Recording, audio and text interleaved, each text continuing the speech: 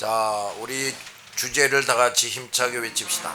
시작. 마지막 때에 성도들이 자라이들을 잘 대비한다. 자, 주제 성구 시작. 이 예언의 말씀을 읽는 자와 듣는 자와 그 가운데 기록한 것을 지키는 자는 복이 있나니 때가 가까우니라. 아멘. 자, 13장 계시록 13장 17절에서 14장 1절을 봅시다. 시작.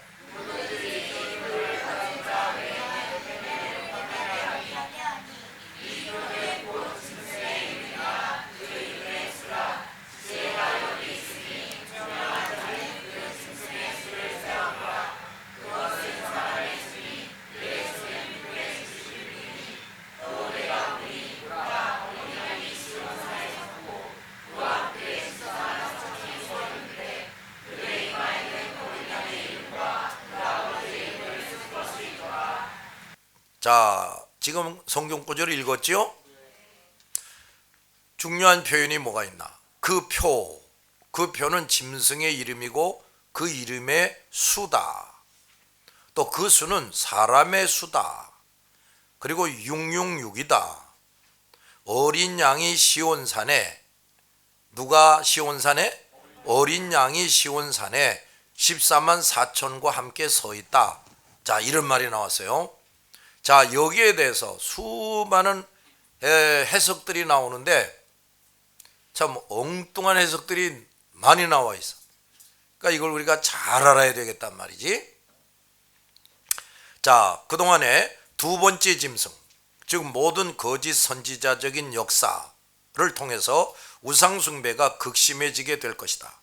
그것이 또 세계적인 풍조가 돼서 밑줄, 결국에는 사람들의 이마나 오른손에 짐승의 표를 받게 된다 하는 사실과 그로 인해서 또 밑줄, 진정한 성도들이 당할 극심한 어려움. 진정한 성도들, 엉터리 성도들은 이제 웬만하면 이미 다 배반하고 우상숭배에 가담할 거라고. 그러니까 진정한 성도들이 당할 극심한 어려움에 대해서 살펴봤어요. 자, 그런데 그 짐승의 표라는 것이 과연 무엇인가? 자, 17절 하반절부터 나옵니다. 자, 17절, 18절 다시 시작.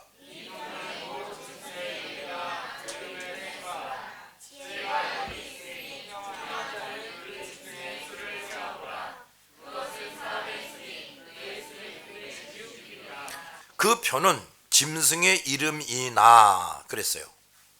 그런데 그 이름은 숫자를 표시한다는 것입니다. 자, 여기 짐승의 이름이나에서 이나라는 말은 이든지 하는 말이 아니고 밑줄, 그 이름을 계속 설명하는 말. 그 이름을 계속 설명하는 말이라 이 말이야. 다시 말하면 밑줄, 이 표는 짐승의 이름 동그라미, 짐승의 이름인데 그것이 숫자를 보여준다 하는 말입니다. 자, 그 짐승의 표라는 것이 밑줄, 우선은 짐승의 이름을 보여주는 것, 따라서 밑줄, 그 표를 받는다는 것은 그가 그 짐승에게 소속되었다는 것을 의미하는 말이에요. 그 표를 받는다면 어디에 받는다고 그랬지요? 이마나 손에. 그 표를 받는다는 것은 그가 그 짐승에게 소속되었다는 것을 의미하는 것이라고 말해요. 자, 사탄은 두 번째 짐승, 즉 거짓 선지자적인 역사를 통해서 세계적으로 우상숭배를 극심하게 하게 하는데 밑줄, 그것을 좀 더 적극적이고 효과적으로 하기 위해서 세상 사람들로 하여금 어떤 공통으로 통용되는 표시, 자, 공통으로 통용되는 표시를 이마나 오른손에 받게 하는 것이에요. 그리고 그 표시를 받는 자만이 인류 공통의 이익을 추구하는 사람이고, 그 표시를 받지 않는 자는 인류의 이익을 반대하고 자기만 위하는 자라 하는 인식을 유행시켜서 밑줄, 누구든지 그 표를 받지 않을 수 없게 하고, 계속 그래도 그 표를 받지 않는 자가 있다면 사회적으로 매장시키고 핍박을 당하게 하는 것입니다. 그렇게 해서 밑줄 한 사람이라도 더 표를 받게 하는데 결국 그 표는 짐승의 이름을 나타내는 것이요. 따라서 밑줄 그 표를 일단 받는 사람은 그리스도를 배반하고 사탄을 섬기고 사탄에게 소속한 사람임을 입증해 주는 것이 되게 하는 것이에요. 얼마나 교묘하고 악한 수법인지 모릅니다. 그러니까 표를 안 받으면 안 되게 만드는 거지. 응? 자, 밑줄 여러 가지 그럴듯한 말들을 만들어서 밑줄 세계적으로 통용되는 어떤 표를 받게 하는데 결국 그 표는 밑줄 짐승 즉 사탄의 종의 이름. 따라서 그 표를 받는 자는 밑줄 사탄의 종이 되었음을 하나님과 사람들 앞에서 공표하게 되는 거예요. 그러니까 이마만 딱 쳐다봐도 무슨 표시가 있다고 말이야. 그러면 이 사람은 사탄의 종이 됐구나 하고 다 드러내게 되는 거다 그 말이야. 이 표는 밑줄 우선 짐승의 이름을 나타내는 표입니다. 뭘 나타내요? 짐승의 이름. 그런데 그 짐승의 이름은 또 다른 중대한 의미를 담고 있어요. 그것이 바로 그 이름의 문자가 표시하고 있는 숫자입니다. 그런데 그 숫자가 담고 있는 의미를 알아차릴 때 그 표가 지니는 교묘한 의미, 밑줄 그 표가 지니는 교묘한 의미를 보다 자세하게 알 수가 있어요. 그런데 18절에 밑줄 지혜가 여기 있으니 총명이 있는 자는 그 짐승의 수를 세어보라 했어요. 그 수가 의미하는 바를 알아차리는 지혜를 가지라는 말이죠. 그리고 총명한 성도, 하나님께 총명을 받은 성도는 그것을 알아차릴 수가 있다는 말이에요. 사탄의 강압과 교묘한 수법에 이기지 못해서 짐승의 표를 받는 사람들은 그것이 그저 자신이 이 세상에서 자기 권리를 유지하고 편리하고 유익한 생활을 하게 해주는 하나의 방편이라고 여기고 받겠지만 그 표의 의미를 깨달아 알 수 있는 총명한 성도는 밑줄 그 표가 그 사람에게 얼마나 심각하고 큰 화를 가져다 줄 것인지를 알게 됩니다. 얼마나 심각하고 큰 화, 동그라미, 아주 치명적인 것이 되는 거예요. 성경에 종종 귀 있는 자는 들을지어다 하는 말씀이 나오지요. 그 말은 하나님께서 하시는 말씀의 의미가 대단히 심오하고 중요한데 그 말귀를 알아들을 수 있는 자는 알아들으라는 말이에요. 귀 없는 사람이 어디 있어요? 귀머거리가 아닌 이상 귀가 있어서 다 들을 수는 있지만 참으로 심오하고 중대한 말은 잘 깨닫지 못하는 사람들이 많단 말이에요. 하나님의 말씀들이 너무 진실하고 중대하기 때문에 밑줄 하나님 앞에서 진실치 못하고 영적으로 우둔한 사람들은 들어도 깨닫지 못합니다. 깨닫지 못하니까 하나님의 심오하고 중대한 말씀을 들으면서 어떻게 하느냐, 밑줄 흘려버리거나 코웃음을 치게 됩니다.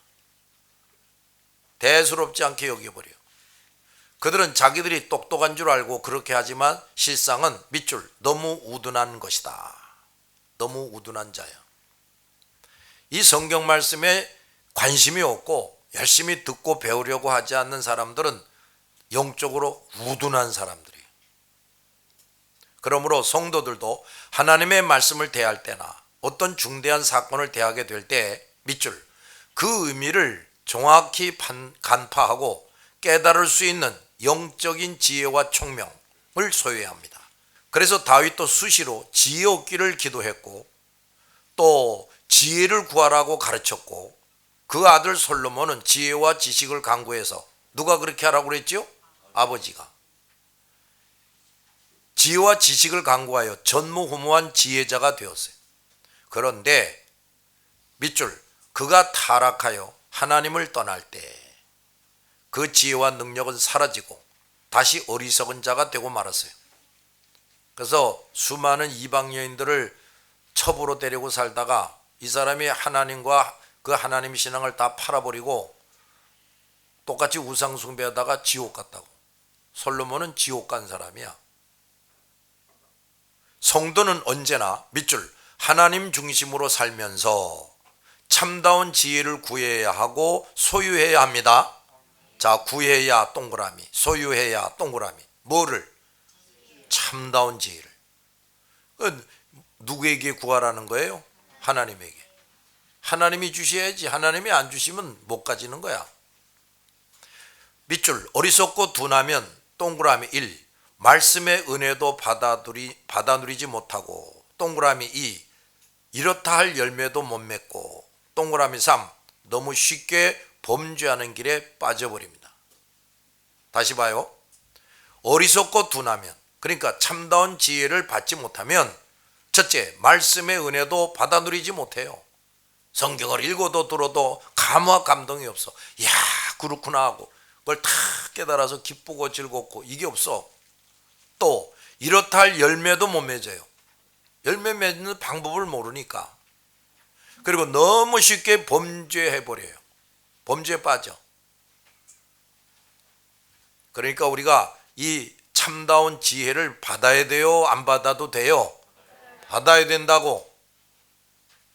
그리고 18절을 다시 보면 밑줄 그 짐승의 수를 세어보라 했어요.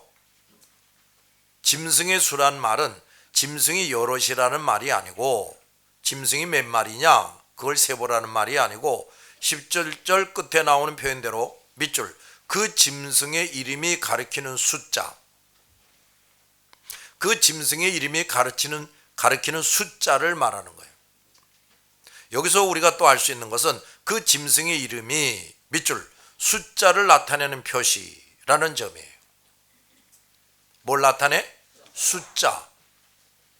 세상 마지막 때일수록 숫자가 매사에 널리 통용되는 것을 볼 수가 있어요. 모든 증명서와 수표와 신용카드 등이 고유 번호를 가지고 통용이 됩니다. 그리고 이제는 국민 한 사람 한 사람이 번호로 매겨져서 컴퓨터에 수록이 되어 있어요. 우리가 그동안 요한계시록을 배우면서 하나님께서 어떤 심오한 사실을 숫자로서 상징적으로 알려주고 계심을 봤지요? 사탄은 이런 방식을 잘 흉내냅니다. 그런데 하나님께서 성경을 통해 우리에게 알게 해주시는 숫자란 것은 밑줄 어디까지나 상징적이고 상징적. 그것이 우리가 알아야 할 사실의 핵심은 아닌 단지 그 숫자를 계시해 줌으로써 밑줄 하나님의 계시가 전체적으로 어느 한 부분도 불확실한 부분이 없이 완전 무결한 것임을 알게 해주는 것이다. 사탄이 이 세상에서 많이 사용하게 되는 숫자는 그가 하는 일의 핵심을 이루기도 하고 총명한 성도의 눈으로 볼 때는 밑줄 사탄과 사탄이 하는 일의 정체를 분명히 보여주는 중대한 것으로 사용되는 거예요. 그래서 그 수를 잘 따져보라 라고 말씀하는 거야. 어쨌든 세상 마지막 환란 때에는 숫자를 표시하는 어떤 표, 밑줄 숫자를 표시하는 어떤 표가 사람들의 입하나 오른손에 새겨져서 밑줄 모든 사회적 활동의 통용수단이 된다는 겁니다. 이것이 가능하다는 것을 우리는 짐작할 수가 있어요. 요즘 우리나라에도 여러 가지 신용카드가 널리 보급되어 사용되고 있죠. 그 카드 한 장만 가지고 있으면 국내는 물론이고 해외에 나가서도 얼마든지 현금 없이 물건을 살 수가 있고 그 카드가 그 사람이 신분이나 신용을 나타내 주는 것이어서 신분증이 없어도 그 카드만 제시하면 여권과 비자도 나옵니다. 그런데 이런 제도가 이제 더 발달돼서 밑줄 전 세계적으로 사용할 수 있는 어떤 신용제도, 전 세계적으로 사용할 수 있는 어떤 신용제도가 나올 수가 있단 말이에요. 그런데 그중 최종적인 것, 최종적인 것 밑줄. 그것이 바로 여기 계시록 13장에 예언되고 있는데 밑줄, 세상 사람들이 어떤 표시를 받게 되는 거예요. 지금처럼 무슨 카드를 가지는 정도도 아니고 밑줄, 아예 사람의 이마나 오른손에 표시를 받는다는 말이에요. 그런데 그런 일이 밑줄, 전 세계적인 우상숭배 풍조에 기인하여 이루어진다, 이런 말이에요. 나라와 민족마다 법이나 제도나 풍습이 다 다르지요? 근데 소위 종교적인 일치를 이루게 되면, 종교적으로 일치하게 되면 나라나 민족마다 다른 법이나 제도나 풍습들은 다 제2선으로 밀리고 상상외로 어떤 제도를 동일화시킬 수가 있단 말이에요. 밑줄, 모든 나라가 종교를 중심으로 연합하게 된다면 그 종교를 통해 나오는 제도가 나라들의 법이나 관습을 앞지르고 우선하게 됩니다. 이렇게 해서 세계적으로 모든 사람들이 어떤 표를 그 이마나 오른손에 받게 되는데 과연 그 표가 무엇이냐? 그것은 우선 사탄의 이름 밑줄 긋고, 그 다음은 어떤 숫자를 표시 밑줄 하는 이름이란 말이에요. 그 표를 받는 사람들은 밑줄, 영원히 사탄과 그 숫자가 의미하는 것의 노예가 되는 것이다. 사탄과 그 숫자가 의미하는 것에 뭐가 돼요? 노예가 되는 거예요. 노예. 그런데 그 수가 과연 무엇인가 하는 것이 설명되어 나옵니다. 그 수는 사람의 수니, 동그라미, 사람의 수 666이니라. 666의 동그라미. 이거 많이 들어봤지? 우선 여기서 그 수는 사람의 수니 그랬는데, 사람의 수에서 사람의라는 말을 이 헬라어는 안드로프라는 말인데 속격으로 되어 있어요. 그러니까 여기 사람의 수라는 말은 사람이 몇 명이냐 하는 뜻이 아니고 사람이 사용하는 수 밑줄 또는 사람이 나타내는 수라는 말이에요. 그러면 여기 사람이 사용하는 수 또는 사람이 나타내는 수란 말은 과연 무엇인가? 우리는 이것을 21장 17절과 연관지어서 이해를 해야 돼요. 거기 보면 사람의 측량 밑줄, 곧 천사의 측량이라는 말이 나와요. 밑줄, 사람의 측량, 곧 천사의 측량. 여기 보면 사람과 천사를 동일시하고 있어요. 이것은 사람이 천사라는 것이 아니고 밑줄, 그 측량이 하나님의 측량이 아니라 피조물의 측량이다. 피조물의 측량인데, 또 한 가지는 이 세상에서 흔히 보는 측량이 아니라 영적인 측량이다 하는 겁니다. 어떤 사람들은 여기 사람의 수라는 말은 우리 한글 번역 그대로 이해하고 사람이 몇 명이다는 식으로 이해하고 그 다음에 나오는 666도 그런 식으로 해석하며 엉뚱하게 말하는 사람들이 있는데, 그것은 성경을 잘 볼 줄 몰라서 그러는 거예요. 그 다음 그 수가 666이다 했지요. 여기 666이라는 숫자에 대해서 많은 해석들이 있는데, 우선 이 숫자가 방금 전에도 설명했듯이 현세적인 의미가 아니고 영적이고 상징적인 의미가 있는 숫자예요. 영적이고 상징적인 의미가 있는 숫자다. 그리고 7장에서 하나님의 인을 맡는 사람 14만 4천이라는 숫자가 있었지요. 그것도 천국 가는 사람이 딱 14만 4천이라는 게 아니야. 상징적인 의미가 있었단 말이에요. 그렇듯이 지금 밑줄 사탄도 세상 마지막 때에 자기 사람들의 이마나 손에 하나님처럼 어떤 상징적인 표시를 한다는 겁니다. 모든 걸 이놈은 모방을 하는 거예요. 하나님을. 그런데 7장에서와는 달리 13장 18절에서는 밑줄, 우리 성도들이 총명을 발휘해서 그 숫자를 살펴야 된다고 주의를 환기시켰고, 또 그 수를 세어보라는 말씀까지 있어요. 이 사탄이 흉내내고 있는 숫자를 우리 성도들이 총명을 발휘해서 그 의미를 알아차리라는 말이지요. 그러면 그 666이 과연 무슨 의미인가? 여기 우리말로는 666이라고 단순히 표현되어 있는데, 지금 우리가 내가 읽기를 666이라 그랬지만 그대로 읽으면 666이죠. 그러나 원문은 키, 크시, 삼피라는 글자예요. 헬라어는 그 알파벳 자체가 숫자로 쓰이기도 해요. 그런데 그 헬라어 숫자 표시를 우리가 흔히 쓰는 아라비아 숫자로 상세히 표현한다면 맨 앞에 600이 쓰이고 그 다음에 60이 쓰이고 그 다음에 6이 쓰이는 겁니다. 키는 600이야. 크시는 60, 삼피는 6. 그렇게 해서 666이라는 표시가 되는 거예요. 이것은 결국은 밑줄 6이라는 수가 확대되고 확대된 숫자예요. 어떤 수가? 6이라는 수. 6이라는 수를 10으로서 확대하면 60이고 거기 또 10으로 확대하면 600이다.